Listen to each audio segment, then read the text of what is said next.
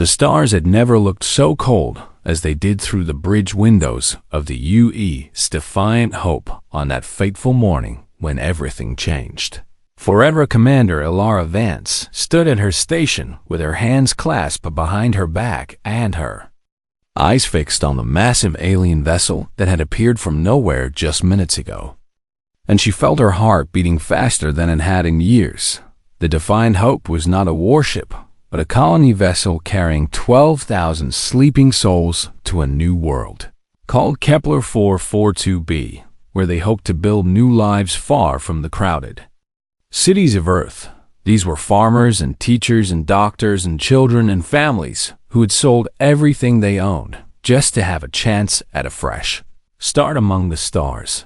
Now a ship the size of a small moon blocked their path forward, and Elara knew in her gut that nothing good would come from this encounter. "Commander, we are being hailed," said Lieutenant Park from the communication station, his voice tight with barely controlled fear. "Put it through," Elara replied, keeping her own voice calm and steady, because that was what her crew needed from her right. Now the main screen flickered, and then filled with a face that would haunt her dreams for years to come. If she survived this day, the alien was reptilian with scales, the color of dried blood, and eyes like golden coins with vertical slits for pupils. Its mouth was filled with teeth that looked designed for tearing flesh, and when it spoke, its voice was like gravel scraping against metal.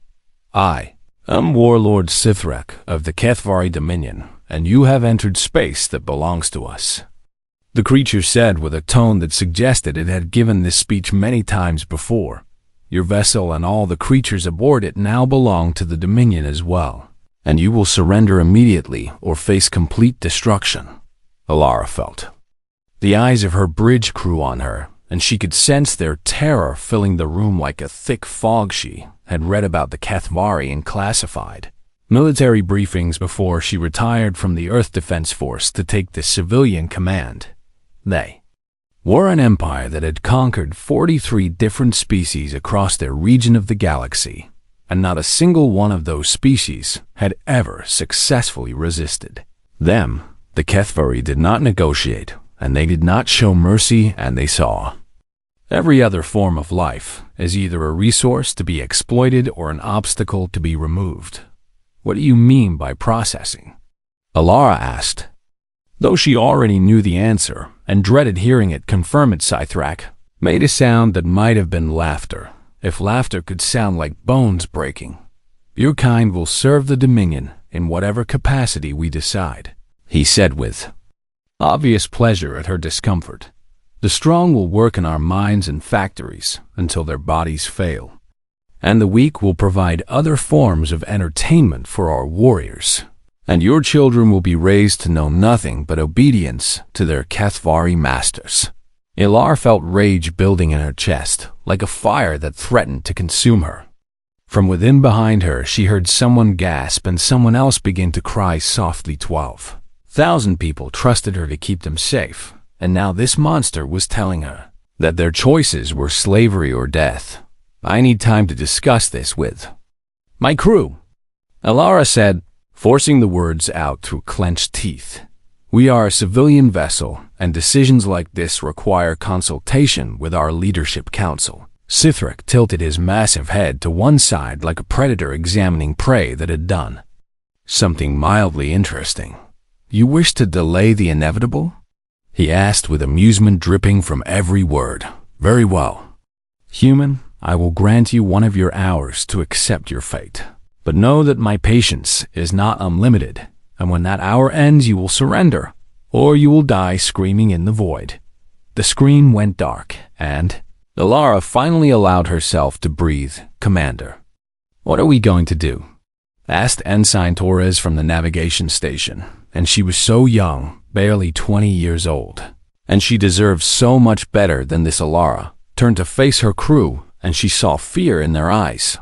But she also saw something else. She saw the same stubborn defiance that had driven humanity to climb down from the trees and cross the oceans and reach for the stars themselves. "We are going to fight," Elara said, And the words felt right coming out of her mouth, even though they should have been madness. "Commander, their ship is 100 times our size," said Lieutenant Commander Chun, a first officer and the closest thing she had to a friend on this vessel. "We have no weapons beyond basic point defense systems, and our hull was built to withstand micrometeorites, not plasma cannons. I know exactly what we have and what we lack," Elara replied as she walked to the center of the bridge. "But I also know what we are, and we are human beings. And human beings do not surrender their children to monsters no matter how big those monsters might be." She activated the ship-wide communication system, and her voice echoed through every corridor and cabin and cargo bay of the low, Defiant Hope. "This is Commander Vance speaking to all crew and passengers." She began. "We have been intercepted by a hostile alien force that demands our surrender. And I want you to know that I have no intention of giving them what they want." She paused and took a deep breath before continuing.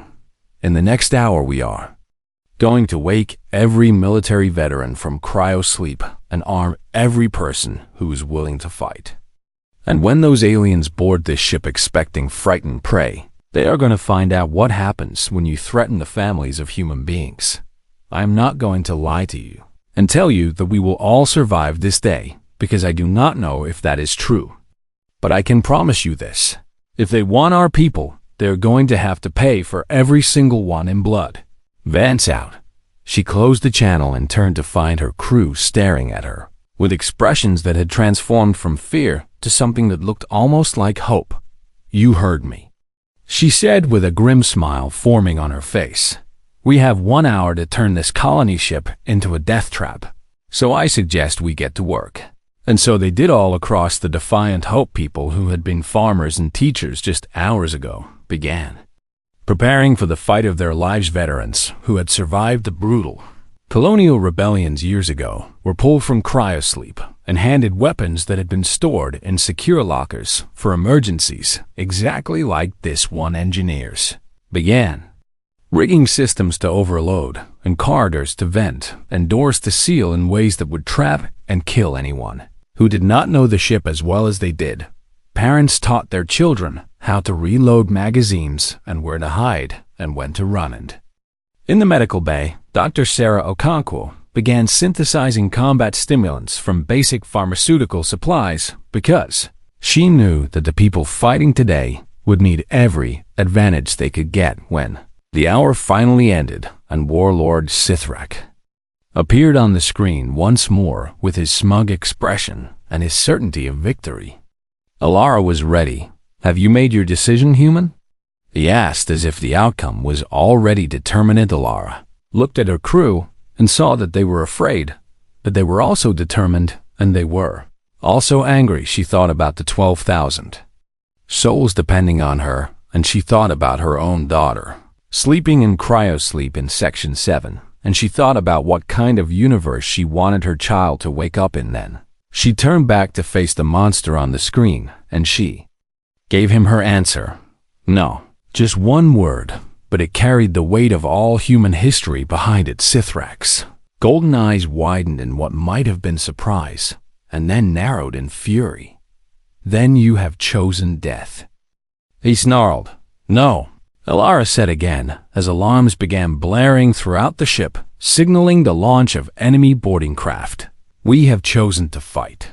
And as the first Kethvari shuttles began their approach toward the Defiant Hope, humanity prepared to show the galaxy what happened when you threaten the raw species.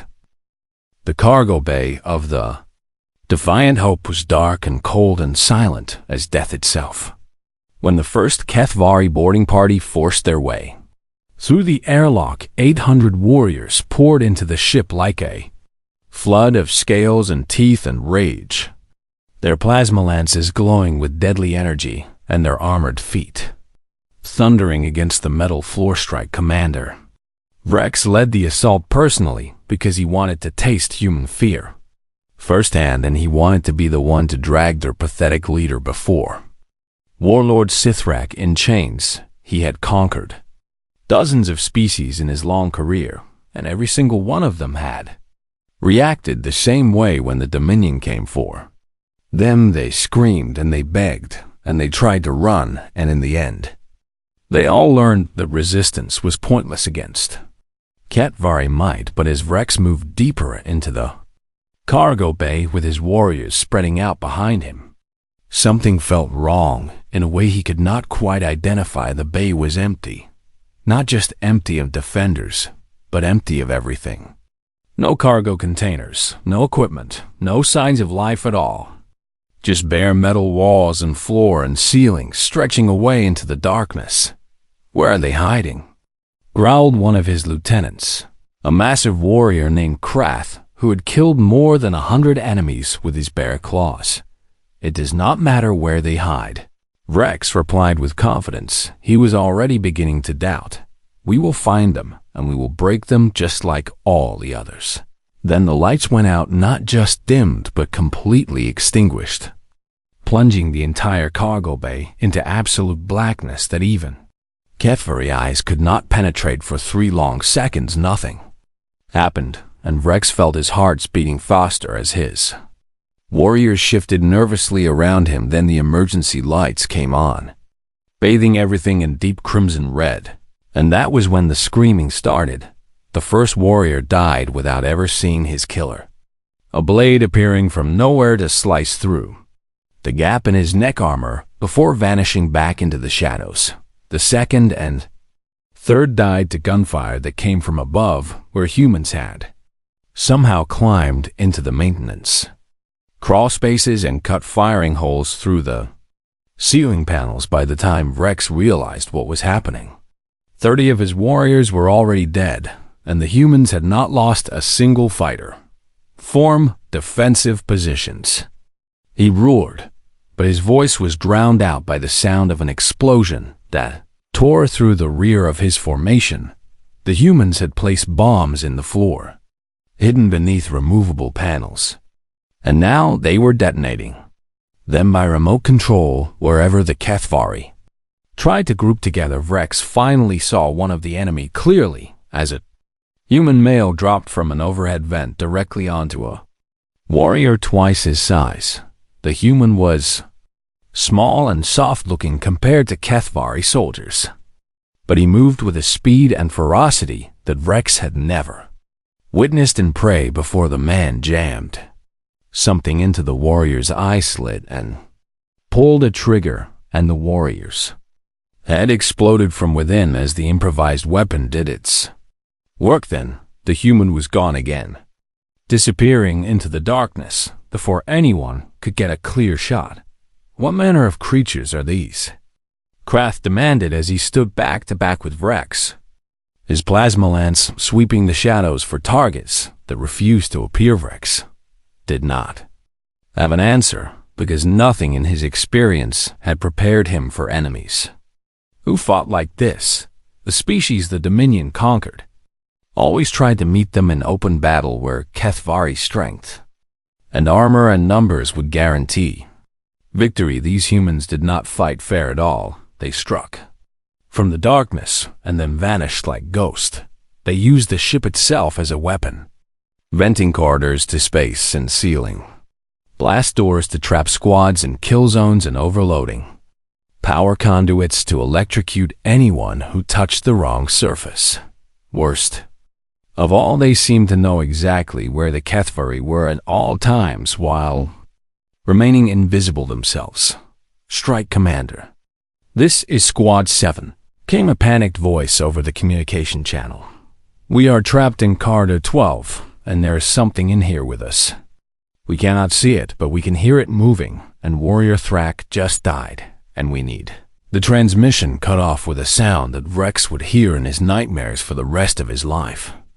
The sound of a HFY warrior screaming in terror before going suddenly silent all across the ship. The same story repeated itself. Again and again, squads that had been advancing confidently suddenly went quiet. Warriors who had boasted of how many humans they would kill found themselves hunted through dark corridors by prey that had become predators. The humans used every advantage their knowledge of the ship gave. They crawled through air ducts that were too small for HFY bodies they hid in storage compartments and struck when warriors passed by. They worked in teams with perfect coordination, as if they could read each other's thoughts, and through it all, a voice echoed over the ship's speakers, calm and cold and utterly without mercy. "Attention, HFY invaders. This is Marcus, the artificial intelligence responsible for ship operations," the voice said. "Current enemy casualties stand at 247. Current human casualties stand at 12. I calculate that at this rate, your entire boarding force will be eliminated within approximately 4 hours. I recommend you consider retreat while retreat is still possible."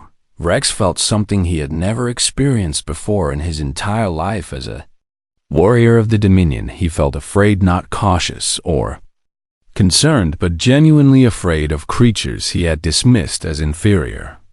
Just hours ago, he grabbed his communication device and opened a channel to the command ship with fingers that trembled slightly.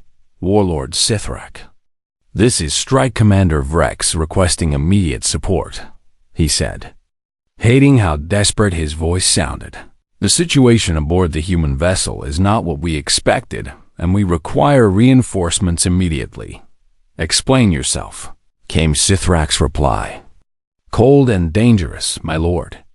These humans are not behaving like any prey species I have ever encountered," Rex said as another explosion rocked the ship and another squad went silent on his tactical display. "They are not running. They are not hiding. They are hunting us. And they are very good at it." There was a long pause before Sithrak responded. "You are telling me that your 800 elite warriors are being defeated by soft little mammals with no proper weapons or armor? I am telling you that we underestimated them badly, and that if you want this ship taken, you need to send more troops," Rex replied. "Many more troops." Behind him, Krath suddenly gurgled and fell. And when Rex turned, he saw a human woman standing over the body with a blade dripping blue HFY blood. She was small, and she was wounded, and she should have been easy prey, but her eyes held no fear at all. "Tell your master he made a mistake coming here," she said, in accented HFY that she must have learned from the ship's translation database. "Tell him that this ship and everyone on it are under our protection, and we do not yield." Then she threw something at his feet and vanished into the shadows. As Rex dove for cover, the flash grenade went off and blinded him for precious seconds. And when his vision cleared, the human was gone, and 3 more of his warriors were dead. Rex retreated toward the airlock with what remained of his force, and he sent one final message to the command ship. "They are not surrendering. They are not fleeing. They are hunting us. And I have never seen anything like them before." On the bridge of the Fang of Conquest, Warlord Sithrak listened to the reports with growing disbelief and rage. His perfect record of conquest was being stained by creatures who should have been on their knees begging for mercy by now. "Prepare the second wave," he commanded, his claws digging furrows into his command throne.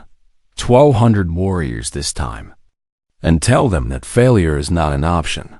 He would break these humans, even if he had to send every soldier in his fleet to do it." Had no idea that he was about to make the biggest mistake of his life. Warlord Sithrak stood before the massive display screen on the bridge of the Fang of Conquest and watched footage that made his blood run cold for the first time in his long and violent life. The helmet cameras of his dead warriors told a story that should have been impossible. He watched as elite soldiers who had conquered worlds were cut down by creatures half their size. He watched as warriors who had never known fear died, screaming in dark corridors while something hunted them through the shadows. Watched as a species that should have been easy prey fought back with a savagery that surpassed anything the HFY themselves could muster. How is this happening? he demanded of his advisors who stood trembling behind him. These are soft little mammals with thin skin and no natural weapons. They should be begging us for death by now, not slaughtering our finest warriors like they were hatchlings. Senior Advisor Korath stepped forward with a data tablet clutched in his shaking claws. My lord, I have been researching the species called humans in our galactic database, he said, his voice barely above a whisper. What I have found is most disturbing. Sithrak turned his golden eyes on the advisor with a look that promised pain if the information was not useful. Then speak quickly before I lose what remains of my patience. Korath activated the tablet, and a holographic display appeared showing a small blue and green world orbiting a yellow star. This is their homeworld, a planet they call Earth, he began. At first glance it appears unremarkable, but the data suggests otherwise. The gravity of this world is 1.4 times the standard for Kethvari planets, which means these creatures evolved to be much stronger than their soft appearance suggests. They are also persistence predators. My lord, Sithrak tilted his head in confusion because the term was unfamiliar. Explain what that means. It means they evolved to hunt by chasing their prey until it collapsed from exhaustion. Korath said, they do not have great speed or natural weapons, but they have something far more dangerous. They do not stop. Their ancestors would follow wounded prey for days without rest until the animal simply gave up and died. And this trait has carried over into every aspect of their civilization. Another advisor named Vethrak spoke up, his voice trembling even more than Korath's. There is more, my lord, and it gets worse. These humans have a biological mechanism called the adrenaline response that activates when they are threatened or angry. This response temporarily increases their strength and speed and resistance to pain, and it allows them to perform feats that should be physically impossible for their body type. The records indicate that under extreme stress, humans have lifted objects weighing thousands of kilograms, continued fighting with injuries that would kill most species, and survived conditions that no rational being could endure. Sithrak felt a chill run down his spine that he tried hard not to show. What else? Korath scrolled through more data with increasingly unsteady claws. They recorded history, my lord. It is perhaps the most alarming thing of all. Most species develop faster than light, travel within a few generations of achieving basic civilization. But humans took much longer because they were constantly distracted by warfare. Not war against other species, but war against each other. For their entire existence as a technological species, they have been fighting, killing, and conquering themselves in conflicts so brutal that the death tolls number in the hundreds of millions. He pulled up images that made even hardened Kethvari warriors look away in discomfort. They have weapons that can destroy entire cities in seconds, poisons that can kill millions, diseases engineered to wipe out populations. And they have used all of these things against their own kind. Their history is not a story of progress interrupted by occasional conflict like most civilized species. It is a story of constant conflict occasionally, interrupted by brief periods of peace. Sithrak stared at the images of human warfare and felt something he had not experienced since he was a small hatchling fur-true. Genuine fear. You are telling me, he said slowly, that we have attacked a species that has been preparing for exactly this kind of fight for their entire existence. They have simply been practicing on each other? My lord, Korath confirmed. Every war they have fought, every weapon they have developed, every tactic they have created has made them more dangerous. And now all of that experience is being turned against us. Vethrak added one more terrible detail. There is also evidence that humans form extremely strong social bonds. My lord, especially around their offspring. The Defiant Hope is a colony ship carrying families and children. And humans become extraordinarily dangerous when their young are threatened. The database contains records of individual humans defeating multiple armed opponents. ignoring mortal wounds and refusing to die until their children were safe, by threatening to enslave their young ones. We may have triggered the most aggressive response this species is capable of. Sithrak turned back to the display showing the continued disaster aboard the human ship. More of his warriors were dying every minute. Picked off by enemies they could not see, killed by traps they could not detect, outmaneuvered by prey that fought like nothing the Dominion had ever faced. The numbers were stark and terrible. Of the 800 warriors in the first wave, fewer than 100 remained alive, and those survivors were trapped, scattered, and terrified in a way that shamed the proud Kethvari name. My lord, perhaps we should reconsider this engagement, Korath suggested carefully. This single ship has already cost us more warriors than the last 3 conquests combined. And the second wave has not even begun their assault yet. Sithrak whirled on the advisor with fury blazing in his eyes. You suggest that I retreat from prey? He snarled, his voice echoing through the bridge. You suggest that Warlord Sithrak of the Dominion admit defeat to creatures who should be on their knees worshipping us as gods? Never. I have conquered worlds, broken empires, and made entire species extinct, and I will not be humiliated by a single ship full of soft-skinned mammals. He turned to his tactical officer with murder in his gaze. Launch the second wave immediately, 1,200 of our best warriors, and tell them that anyone who returns without victory will wish they had died on that ship.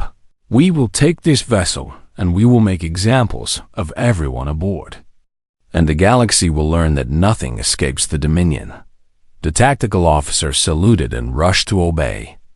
And within minutes, 1,200 fresh Kethvari warriors were boarding assault shuttles and racing toward the defiant hope. Sithrak watched them go with satisfaction, certain that this overwhelming force would finally crush the human resistance, but deep in a part of his mind that he refused to acknowledge, a small voice whispered that he was making a terrible mistake, that these humans were something new, and something dangerous, and something that the Dominion was not prepared to face. He silenced that voice with raging pride and the absolute certainty of Kethvari superiority. He would regret that decision for whatever remained of his life, because on the defiant hope, Commander Alara Vance was watching the assault shuttles approach, and she was smiling. The first wave had been the test. The second wave would be the trap, and the Kethvari were about to learn a lesson that humanity had been teaching its enemies for thousands of years. Never threaten our children, never corner us when we have nothing to lose, and never, ever underestimate what we are willing to do to protect our own. The second wave of Kethvari warriors boarded the defiant hope with a confidence born from 1,000 easy victories, and they expected to find the humans exhausted and broken after hours of fighting. Instead, they found something far worse. They found an enemy that had learned Commander Vance had used the time between waves to reorganize her defenders and turn the ship into a carefully designed killing ground. Every corridor had become a trap, every room a potential ambush site, every shadow a hiding place for humans who had lost their fear and found their fury. The Kethvari came in through 4 different airlocks this time, spreading out to avoid the concentrated losses of the first wave. It did not matter. Team Alpha breached through the port cargo airlock and made it exactly 47 steps before the floor gave way beneath them, dropping 200 warriors into a cargo hold that had been filled with industrial acid from the ship's manufacturing systems. Their screams echoed through the Vaillantrus communication channels as their armor dissolved, and their flesh followed. Team Beta tried the starboard passenger airlock and walked straight into a crossfire from humans who had built barricades from furniture and bulkheads and anything else they could find. Humans had learned to aim for the gaps in Kethvari armor, for the joints and eye slits and neck seals, and they did not waste a single shot An old man with gray hair and steady hands picked off warriors with a precision rifle. And every time one fell, he simply said the name of one of the children sleeping in the cryobase. Had 73 names on his list, and he intended to say them all. Team Gamma came through the engineering section and found it defended by the people who knew the ship best. The engineers who had built it and maintained it and loved it like a living thing. These men and women had rigged the engines to vent superheated plasma on command. They had turned the gravity plating into a weapon that could increase to crushing levels in specific zones. They had programmed the maintenance robots to attack anything with Kethvari. Biosignature-ish warriors of Team Gamma died in ways that would have seemed like science fiction just hours ago.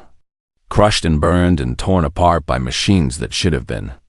Hanwha's Team Delta had the worst luck of all, because they entered through the hydroponics bay where the final stand would take place. This was where Sergeant Marcus Chun had chosen to make his name immortal. Chun was 67 years old, and he had been a farmer for the last 20 years after retiring from the Earth Defense Force. Had grown vegetables and raised chickens and watched his grandchildren play in his garden. And he had thought his fighting days were long behind him. But when the Kethvari came for the children of the Defiant Hope, something old and fierce woke up inside him, stood in the narrow corridor leading to the inner sections where the youngest children had been hidden. And he held a fire axe in one hand and a shotgun in the other. Behind him, 42 children huddled in terrified silence, trusting this old man to keep them safe. The Kethvari came for him in waves, because the corridor was too narrow for more than 2 of them to attack at once, and Marcus Chun held the line. He fought like a demon from ancient human legends, like a monster from the stories that humans told their children to explain why there were no more wolves in the forests. Every time a warrior fell, he stepped over the body and met the next one. Every time his shotgun ran empty, he used it as a club until someone handed him more shells. Every time they wounded him, he ignored the blood and the pain and kept fighting, because behind him were 42 reasons to never give up. For 11 minutes, Marcus Chen held that corridor alone while the children escaped through a hidden maintenance hatch. 11 minutes against warriors who should have torn him apart in seconds. When he finally fell with 17 wounds that should each have been fatal, the Kethvari who killed him did not celebrate. They stared at his body with something that looked almost like respect. And then the human reinforcements arrived and made them pay for every drop of blood the old man had shed all across the ship. The battle raged with a fury that neither side had expected. The Kethvari had numbers and armor and weapons designed for conquest. The humans had desperation and rage and something the aliens did not understand at all. A willingness to die for each other that went beyond logic or survival instinct. A young woman named Lisa Park held a grenade against her chest and tackled a Kethvari officer into an airlock, then triggered the emergency release that blew them both into space. A teenager named James Okonkwo crawled through a ventilation shaft that was slowly filling with poison gas to deliver ammunition to defenders who had run out. A pregnant woman named Sarah Martinez used her body as a shield to protect 3 children during an ambush and somehow survived to tell the Sci-Fi Story. These were not soldiers. They were farmers and teachers and doctors and engineers and children who had never imagined they would have to fight for their lives, but when the moment came, they fought anyway, because that is what humans do when there is no other choice. Then Marcus, the ship's AI, announced that all conditions had been met for the Hammerfall Protocol commander. Vance had hoped it would not come to this, but she had prepared for it anyway. The protocol was simple in concept but devastating in execution. Every external airlock on the Defiant Hope would open simultaneously, venting the atmosphere in every section that had been breached by the enemy. The humans had magnetic boots that locked them to the floor. HFY did not. All defenders, activate magnetic locks and brace for decompression in 30 seconds. Vance announced over the ship-wide channel. The humans obeyed instantly, grabbing handholds and activating the emergency systems built into their boots. The HFY heard the announcement too, but they did not understand what it meant until it was too late. The airlocks opened.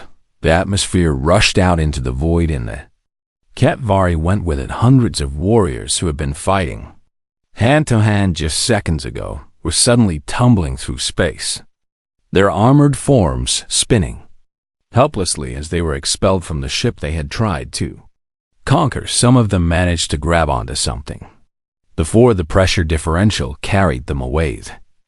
Humans killed those ones personally, walking up to their helpless enemies and finishing them with whatever weapons were available. When it was over, when the airlocks closed and the atmosphere was restored, the defenders of the Defiant Hope took stock of what they had accomplished. Of the 2,000 HFY warriors who had boarded the ship, only 31 remained alive. Those survivors were trapped in scattered pockets throughout the vessel, surrounded by enemies who showed them exactly as much mercy as they had intended to show the humans, which is to say, none at all. The human casualties were high, over 300 dead and many more wounded. But they had done something that no species in galactic history had ever done. Before they had defeated a HFY boarding action, they had protected their children, and they were not finished yet, because on the bridge of the Fang of Conquest, Warlord Sithrak was preparing to destroy the Defiant Hope with his ship's main weapons rather than admit defeat, and Commander Vance had one more surprise waiting for him. Warlord Sithrak stood on the bridge of the Fang of Conquest and felt his world crumbling around him as the reports came in. From the failed boarding action, 2,000 of his finest warriors sent to subjugate a civilian vessel, 31 survivors. It was not possible, and yet it had happened. And now the entire galaxy would know that the great warlord Sithrak had been humiliated by creatures who should have been nothing more than slaves. His claws dug into the arms of his command throne hard, enough to draw blood from his own palms as rage and shame burned through him like fire. If we cannot have them, then no one will. He snarled at his tactical officer. Charge the main cannon and prepare to destroy that ship completely. I want nothing left but atoms and the memory of what happens to those who defy the Dominion. The tactical officer hesitated for just a moment before obeying, because even he could see that this was not a victory, but a tantrum from a leader who could not accept defeat. But he valued his life more than he valued his honor. So he began the charging sequence for the Dreadnought's primary weapon on the Defiant Hope. Commander Vance watched the enemy ship's energy reading spike and knew exactly what was about to happen. Marcus, are the packages in place? She asked, her voice calm despite the death sentence building in the Dreadnought's guns. Affirmative. Commander, the eye responded. During the confusion of the boarding action, Engineering Team 7 successfully attached mining charges to the HFY assault shuttles. All packages are armed and awaiting your command. Vance allowed herself a small smile. The HFY assault shovels had returned to the Fang of Conquest, carrying survivors and wounded, and they had docked in the Dreadnought's main hangar bay without anyone checking them for unexpected additions. Now, those shovels were sitting in the heart of the enemy vessel with enough explosive power to cripple a small moon. Wait for my signal, Vance said on the Fang of Conquest. The main cannon reached full charge, and Sithrak gave the order to fire with savage satisfaction. But before the weapon could discharge, the assault shuttles in the hangar bay exploded. The blast tore through the Dreadnought's internal structure like a fist through paper, destroying power conduits and weapon systems and engine controls in a chain. Reaction of secondary explosions. The main cannon went offline, the engines went offline, life support flickered and failed in a dozen sections of the ship. Warlord Sithrak was thrown from his command throne and slammed into the deck as his mighty vessel died around him, and he finally pulled himself upright, coughing blue blood from a gash on his head. He found himself staring at a view screen showing the battered but very much intact Defiant Hope. The human ship was moving, limping past the crippled dreadnought, and Commander Alara Vance was hailing him. Sithrak considered refusing the communication, but something in him needed to see the face of the creature who had done this to him. He accepted the hail. Vance appeared on the screen, and she was a mess, covered in blood, both human and Kethvari, her uniform torn and burned, one eye swollen nearly shut from some injury she had sustained during the fighting. But she was standing, she was alive, and behind her stood the surviving defenders of the Defiant Hope. Hundreds of humans who should have been dead or enslaved, and instead had achieved something that had never been done before in the history of the Kethvari Dominion. Warlord Sithrak, Vance said, and her voice carried a weight that made even the proud Kethvari commander flinch. You came to our ship to take our people as slaves. You failed. You sent your warriors to break our spirits and crush our resistance. They failed. You threatened our children, our families, our future. And you expected us to bow down and accept our fate. We did not. She stepped closer to the camera, and Sithrak could see the steel in her eyes. The absolute refusal to yield that had turned a civilian colony ship into a death trap for his forces. I want you to understand something, she continued. This was not a fluke. This was not luck. This was not some strange accident of combat. This is what humans are. We evolved on a world that tried to kill us every day. And we survived. We spread across that world and conquered it. And then we reached for the stars. Our history is written in blood, mostly our own. But we are still here. We have fought each other for thousands of years, war after war after war. And through all of it, we have learned one truth that your empire never understood. She paused and let the silence hang for a moment. Humans do not yield. Humans do not kneel. And when you threaten our families, when you threaten our children, when you try to take away everything we love, we become something that your warriors have never faced and will never be able to defeat. We become monsters, not the kind of monsters who prey on the weak, but the kind who stand in front of the innocent and dare the darkness to try and get past them. Vance turned slightly and gestured to the humans behind her, the survivors of the battle who had paid in blood for their freedom. These are farmers and teachers and doctors and children, she said. None of them were soldiers this morning, and all of them are warriors tonight.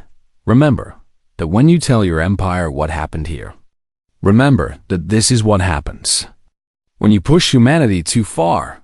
She straightened up and spoke her final words with the certainty of someone who knew that history would remember them. Spread the word to every corner of your dominion. Tell every warlord and every fleet commander and every soldier who thinks that humans are easy prey. We do not yield. We do not kneel.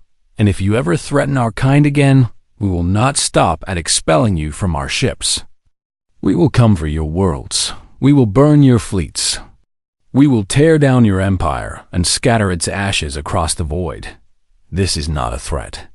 Warlord Sithrak. This is a promise.